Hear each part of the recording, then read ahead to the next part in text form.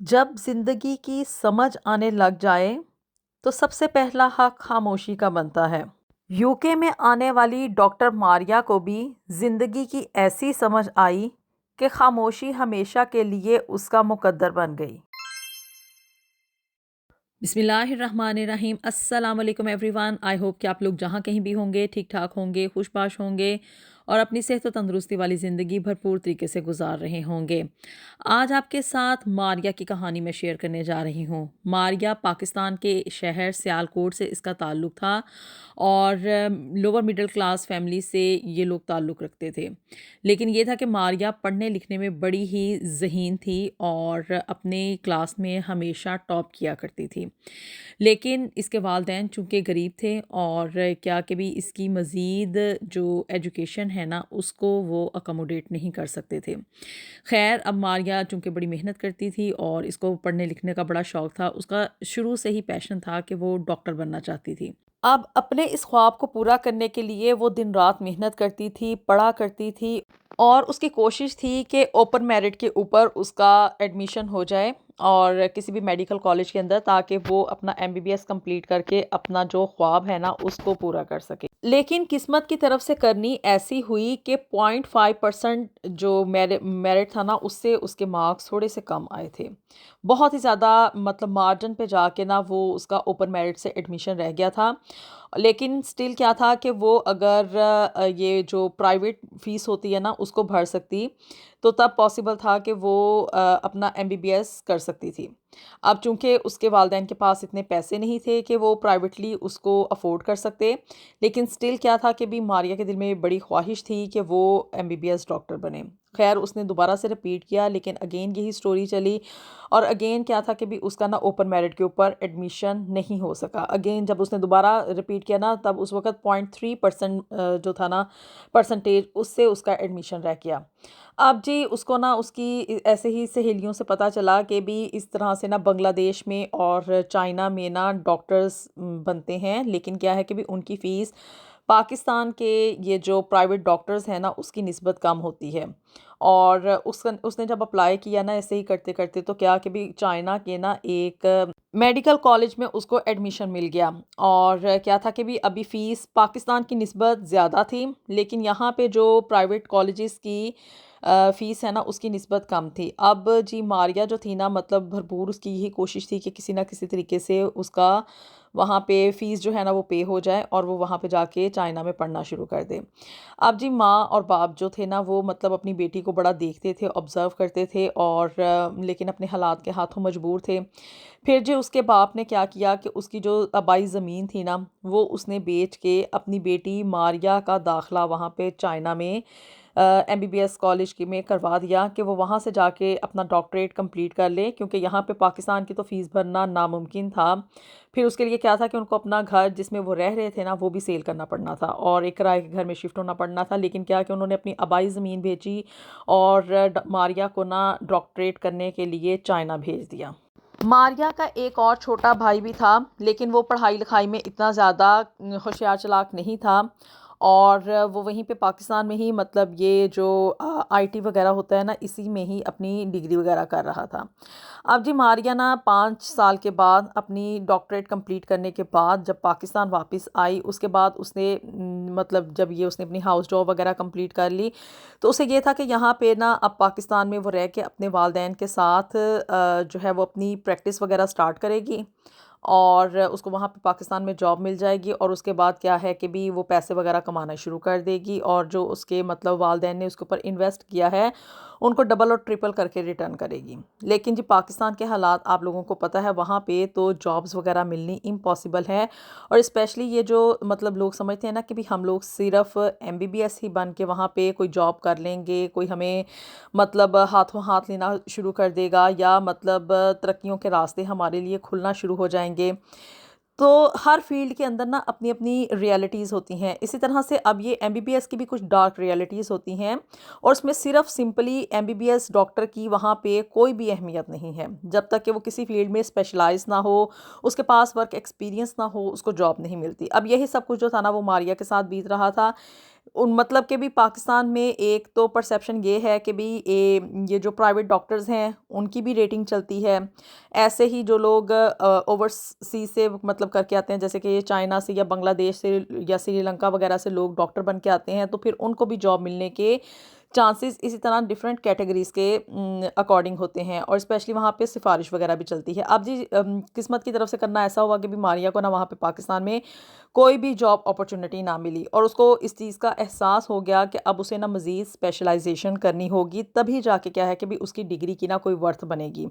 लेकिन बाप ने तो पहले ही ज़मीन बेच के उसको चाइना पढ़ने के लिए भेजा था ताकि वो डॉक्टर बन सके। अब मज़ीद हायर स्टडीज़ के लिए मतलब बाप के पास कोई पैसा नहीं था जिससे कि वो मज़ीद मारिया के ऊपर इन्वेस्ट कर सकता। उसके वालिदैन ने उसे यही समझाने की कोशिश की कि हम तुम्हारी शादी कर देते हैं, तुम्हारा ख्वाब था कि भी तुम डॉक्टर बनना चाहती हो, वो हमने तुम्हारी ख्वाहिश पूरी कर दी है। अब जब तुम्हारी शादी कर देंगे तो तुम्हारे शौहर के ऊपर डिपेंड करेगा कि वो तुम्हें आगे मज़ीद हायर स्टडीज़ करवा ले या ना करवा ले, या तुम्हारा आगे क्या फ्यूचर होगा, ये अब तुम्हारे शौहर के ऊपर डिपेंड करेगा। लेकिन मारिया मतलब ये वाक़ई में जो भी बंदा डॉक्टर बनता है ना, तो उसके अंदर ये एक पैशन होता है कि वो उसकी प्रैक्टिस करना चाहता है। ये नहीं है कि बस डिग्री लेके तो घर में बैठ गए। अब जी मारिया ना मतलब वाक़ई में चाहती थी कि वो एक प्रैक्टिसिंग डॉक्टर बने, और क्या आगे भी वालिदैन के आगे उसको सरेंडर करना पड़ा। उन लोगों ने जब इसके रिश्ते वगैरह ढूँढने शुरू किए ना मारिया के लिए, तो उनको एक प्रपोज़ल ऐसा आया कि जो बंदा ना बड़ा अमीर था, और लेकिन पढ़ा लिखा वो बिल्कुल भी नहीं था। वो ये चाहता था कि वो जो है ना वो बैरून मुल्क चला जाए, और किसी ऐसे रिश्ते की तलाश में था जो कि लड़की बड़ी पढ़ी लिखी हो, और उसका वो वहाँ पे यूके में एडमिशन करवा के उसका डिपेंडेंट बन के ना यूके चला जाए। अब मारिया के लिए मतलब एक ऐसा रिश्ता आ चुका था कि जो बंदा उसको सपोर्ट कर सकता था, क्योंकि वो बड़ा अमीर था, ज़मींदार था वो बंदा। और ऐसे ही करते-करते दोनों को चूँकि एक-दूसरे की ज़रूरत थी, और इस रिश्ते की ना हामी भर ली गई। फ़ियाज़ ने ये एग्रीमेंट किया, मतलब एक तरह से एग्रीमेंट की ही ये शादी थी कि वो मारिया का यूके में एडमिशन करवाएगा, चूँकि वो डॉक्टर है, और मज़ीद आगे उसकी हायर स्टडीज़ के लिए वहाँ पे यूके की किसी यूनिवर्सिटी में उसका दाखिला करवाया जाएगा। यहाँ पे पाकिस्तान में उनका निकाह होगा, लेकिन क्या है कि भी ये निकाह मतलब रुखसती के तौर पे नहीं होगा, मतलब वो दोनों साथ नहीं रहेंगे। वो फ़ियाज़ जो है वो सिर्फ़ मारिया का अभी डिपेंडेंट बन के वहाँ पे यूके में जाएगा, वो वहाँ पे जाके अपनी जॉब वगैरह करेगा, या जो भी उसके मुस्तकबिल के ख्वाब होंगे वो उनको पूरा करेगा। और इन द मीनवाइल क्या है कि मारिया वहाँ पे अपनी डिग्री कंप्लीट कर लेगी। इससे क्या है कि भी वो मारिया को फाइनेंशियली सपोर्ट कर रहा था, उसका एडमिशन वगैरह, यूके की फ़ीस और वीज़ा के ऊपर जितने भी अखराजात आने थे ना, वो सब कुछ फ़ियाज़ ने बर्दाश्त करने थे। सिर्फ़ और सिर्फ़ क्या था कि उसको मारिया की तरफ से ये सपोर्ट थी कि वो उसके साथ निकाह करके, यानी कि उसकी बीवी बनेगी और डॉक्यूमेंटेड, और क्या है कि भी वो फ़ियाज़ को अपने डिपेंडेंट के तौर पे यूके लेके जाएगी। फिर फ़ियाज़ की तरफ से एक और जो शर्त थी ना वो ये थी कि भी अभी ये दोनों साथ-साथ नहीं रहेंगे, यानी कि मारिया अपनी डिग्री जब कंप्लीट कर लेगी वहाँ पे फुली तौर पे आगे इसको पीएसडब्ल्यू मिल जाएगा, और ये वहाँ पे एक प्रैक्टिसिंग डॉक्टर बन जाएगी ना, तो फिर जाके क्या है कि भी ये दोनों अपनी इस निकाह को एक प्रैक्टिकल फ़ॉर्म देंगे, यानी कि मारिया की रुखसती होगी और दोनों साथ में इकट्ठे मियाँ बीवी के तौर पे रहने शुरू करेंगे। यानी कि एक तरह से एग्रीमेंटेड जो कह लें पेपर मैरिज होती है ना, ये उसका एक और स्मार्ट सा रूप था। दोनों पार्टीज़ की तरफ से ना ये एग्रीमेंट हुआ था, और एक तरह से मारिया को चूँकि एक फाइनेंसर की ज़रूरत थी जो कि उसको फ़ियाज़ की शक्ल में मिल रहा था, और दूसरी तरफ फ़ियाज़ क्या था कि उसको एक ऐसे सहारे की ज़रूरत थी जो कि उसको यूके लेके जा सकता, क्योंकि ख़ुद तो वो पढ़ा लिखा नहीं था और ना ही कभी वो यूके की शक्ल देख सकता था। लेकिन मारिया के वालिदैन को ये था कि भी हमारी बेटी पढ़ी लिखी है, और इसमें कोई ऐसी ख़ामी तो है नहीं कि भी फ़ियाज़ मतलब इसका रुख़सती वग़ैरह नहीं करवाएगा। अच्छी बात है कि भई बच्ची हमारी वहाँ पे जाके पढ़ लेगी, और उसके बाद जब दोनों की मेंटल अंडरस्टैंडिंग हो जाएगी तो उसके बाद क्या है कि ये अपनी प्रैक्टिकल लाइफ़ शुरू कर लेंगे। लेकिन उसके वालिदैन की कोई ऐसी इंटेंशन नहीं थी कि ये कोई एग्रीमेंटेड मैरिज है या ये कोई पेपर मैरिज का रूप है। उन्होंने अपनी तरफ से क्या था कि भी अपनी बच्ची की निकाह वग़ैरह पढ़वाया, और इसी तरह से जो मतलब डॉक्यूमेंटेड प्रूफ़ होता है ना, जो कि मतलब एक निकाहनामे की ज़रूरत होती है वीज़ा लगवाने के लिए, वो बनवाया गया, और उसके बाद जी मारिया की फ़ीस वग़ैरह पे हुई, उसका वीज़ा लगा, और फ़ियाज़ उसके डिपेंडेंट के तौर पे यहाँ पे यूके में आ गया। अब जी फ़ियाज़ ने ना मारिया की जो पहले एक सेमेस्टर है ना उसकी एडमिशन फ़ीस जो थी ना वो जमा करवाई थी। और यहाँ पे आने के बाद जो रहने-सहने के अखराजात हैं वो भी फ़ियाज़ ने पे नहीं किए, बल्कि उल्टा मारिया को ये कहा कि वो यहाँ पे यूनिवर्सिटी के करीब जो हॉस्टल वग़ैरह है उसमें कोई रिहाइश इख्तियार कर ले और अपने यहाँ के अखराजात खुद बर्दाश्त करे। और फ़ियाज़ ने ना अलहदा से अपनी जो अकोमोडेशन थी वो फाइंड कर ली। और यहाँ पे उसने मतलब उसको तो सिर्फ़ एक स्टेटस चाहिए था जो कि उसको ऑलरेडी मिल चुका था। यहाँ पे आके अब उसने क्या कि भी अपनी जॉब वगैरह स्टार्ट कर दी और अलहदा से रहना शुरू कर दिया। और मारिया जो थी वो बेचारी मतलब यूनिवर्सिटी भी जा रही थी पढ़ने के लिए, और सेकेंडली क्या कि यहाँ के अखराजात पूरे करने के लिए उसको और जॉब्स करनी पड़ी। यानी कि कहाँ वो एक एमबीबीएस डॉक्टर थी और उसने यहाँ पे आने के बाद जो यहाँ की बेसिक जॉब्स होती हैं ना, फूड शॉप के अंदर ऐसे ही मतलब कभी सिक्योरिटी की जॉब करनी, और कभी उसने जो था वो किसी शॉप के अंदर बर्तन वगैरह उसने साफ़ करने। लेकिन चूँकि यहाँ पे रहने के लिए उसको स्ट्रगल करनी पड़नी थी तो क्या कि भी उसने वो मेहनत वगैरह की। और आगे जो मज़ीद यूनिवर्सिटी की सेकंड और थर्ड फोर्थ सेमेस्टर की फ़ीसिस थी ना वो उसने ख़ुद से पे करनी थी। यानी कि फ़ियाज़ ने टोटली यहाँ पे आने के बाद उसको ये रियलिटी जो थी ना वो दिखाई कि भी यहाँ पे रहना है तो उसको अपना गुज़ारा खुद करना होगा। और जी मारिया ने भी मतलब मरती क्या ना करती, उसने भी ना मतलब जॉब्स वगैरह शुरू कर दी और अपनी आगे के लिए मज़ीद फ़ीस वगैरह उसने इकट्ठी करनी थी। लेकिन चूँकि वो एक लड़की थी और अकेले इस मुल्क में रहते हुए वो इतनी भारी भरकम फ़ीस कैसे मतलब खुद से इकट्ठी कर सकती थी। उसने दोबारा से फ़ियाज़ से कॉन्टैक्ट किया 6 महीने गुज़रने के बाद कि मैंने बड़ी कोशिश की है लेकिन यहाँ के अखराजात इतने ज़्यादा हैं कि वो यूनिवर्सिटी की फ़ीस आगे मज़ीद कंटिन्यू नहीं कर सकती। तो बेहतर होगा कि वो उसका चूँकि फ़ाइनेंसर था और मतलब अगर देखा जाए तो वो उसका शौहर भी है तो उसकी यूनिवर्सिटी की फ़ीस वो पे कर दे। लेकिन जी फ़ियाज़ ने तो इस चीज़ से साफ़ तौर पे इनकार कर दिया कि भी उसको तो अपनी फ़ीस जो है वो ख़ुद से पे करनी पड़ेगी।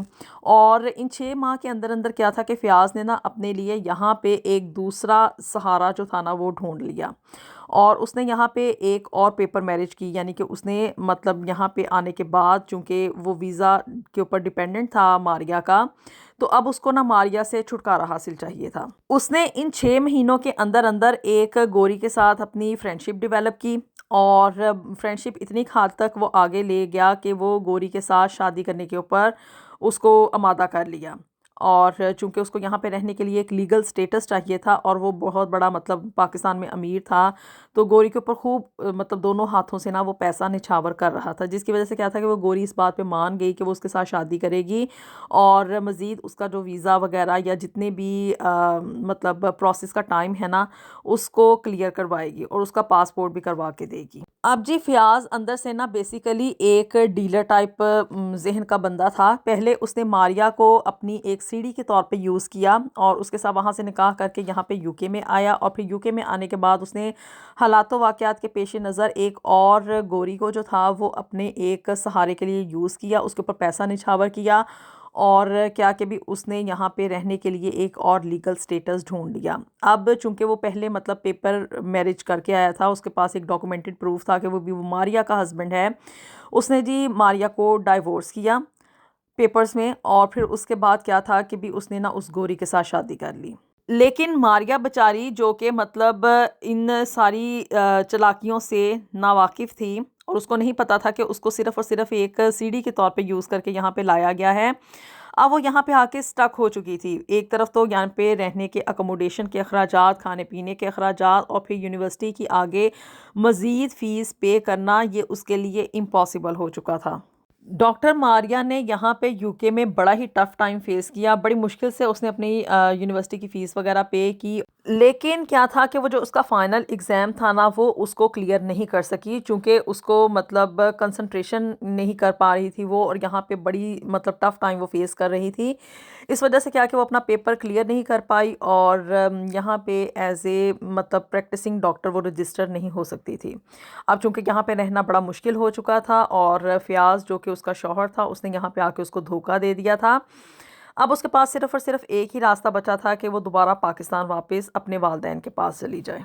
वो वहाँ पे पाकिस्तान अपने वालिदैन के पास वापस चली गई और जाके उसने सारा जो भी यहाँ पे उसके ऊपर आप बीती थी ना वो सब सुनाई अपने वालिदैन को कि भी फ़याज़ ने उसको किस तरह से वहाँ पे धोखा दिया और उसने बड़ा ही टफ़ टाइम वहाँ पे फ़ेस किया, बड़ी मुश्किल से वहाँ पे गुजारा किया। लेकिन क्या कि भी अभी वो मतलब इस ट्रॉमे में से बाहर नहीं निकल पाई थी कि भी उसके साथ वहाँ पे क्या कुछ बीता है। जबकि कुछ ही महीनों के अंदर फ़याज़ जिसके साथ उसका निकाह हुआ था ना वो भी पाकिस्तान वापस आ गया। अब चूँकि उसने मतलब एक तरह से आप कह लें कि मारिया के साथ धोखा किया था और उसको ये उम्मीद थी कि वो गोरी के साथ शादी कर रहा है तो वो उसका पासपोर्ट करवाएगी ही करवाएगी। लेकिन क्या था कि गोरी ने बस उसको दोनों हाथों से लूटा और उससे अपना मतलब मकासद वगैरह पूरे करवाए और उसके बाद उसको उसने गोरी ने ना छोड़ दिया फ़याज़ को। और चूँकि अब उसका पासपोर्ट नहीं था, वहाँ पे कोई रहने का लीगल स्टेटस नहीं था, तो फिर क्या कि उसको भी पाकिस्तान वापस आना पड़ा। अब जी पाकिस्तान वापस आके ना फ़याज़ ने अगेन मारिया को ना ब्लैकमेल करना शुरू कर दिया और वो उसके वालिदैन को प्रेशराइज़ कर रहा था, चूँकि मतलब काफ़ी अमीर था और रोब दबदबा था उसका वहाँ पे सियालकोट के इलाके में। तो वो उसके वालिदैन को प्रेशराइज़ कर रहा था कि इसने यानी कि फ़याज़ ने मारिया को वाक़ई में डाइवोर्स नहीं दी थी। वो तो वहाँ पे मतलब रहने के लिए उसने कहा कि मैंने एक स्टेटस ढूँढा था और ये सिर्फ़ पेपर्स की हद तक था। तो अब बेहतर ये होगा कि आप लोग मेरी बीवी जो है ना मतलब उसके साथ मेरा निकाह हुआ है, आप लोग उसकी रुख़सती करें और उसे मेरे साथ मेरे घर रवाना कर दें। उसके बाद क्या है कि भी मारिया को किसी और कंट्री का हम लोग वीज़ा लगवाएंगे और वहाँ जाके मारिया अपनी हायर स्टडीज़ जो है उसको कंप्लीट करेगी और फिर उसके बाद क्या है कि भी ये एक प्रैक्टिसिंग डॉक्टर बन सकती है। लेकिन मारिया और उसके वालिदैन अब बड़ी ही कशमकश का शिकार थे कि वो अब करें तो करें क्या। एक तरफ उनके जहन में ये बात चल रही थी कि भी फ़याज़ ने उनको पहले धोखा दिया है, दूसरी तरफ क्या कि भी उसने मतलब उसको एक तरह से डाइवोर्स ही दे दी थी। वो जो वहाँ पे डाइवोर्स उसने एज ए पेपर के तौर पे रजिस्टर करवाई थी, वो लोग उसको डाइवोर्स ही कंसिडर कर रहे थे और होता भी ऐसे ही है।